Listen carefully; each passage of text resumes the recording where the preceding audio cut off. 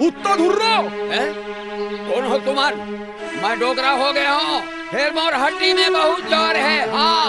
अच्छा। हाँ। बहुत जोर है, जोर है, बहुत जोर है, जोर है, जोर है, बहुत जोर है, जोर है, जोर है, जोर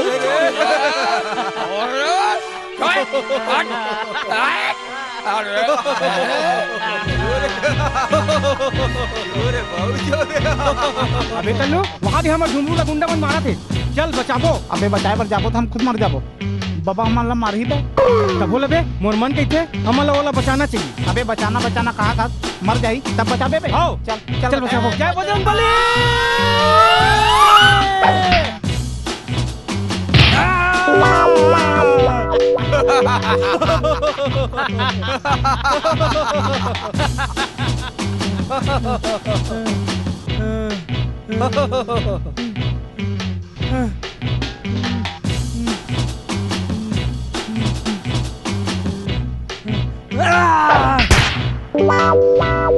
यहाँ चंदो आगे।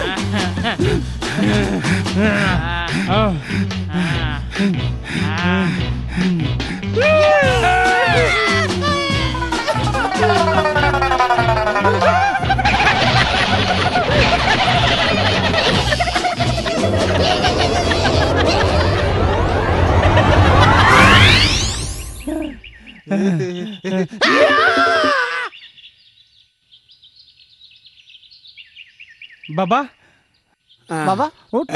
तुमन कहाँ भागा था बे? हमारा माफी दे दे बाबा, हमर से गलती हो गई। अरे गलती तो इंसान से होते, शैतान तो पापी होते, तुमन तो फिर इंसान हो। मोला तुहर मन की जरूरत पड़ी, एक के मोला जिंदगी बचाना है। ठीक है बाबा। काहे के बाबा?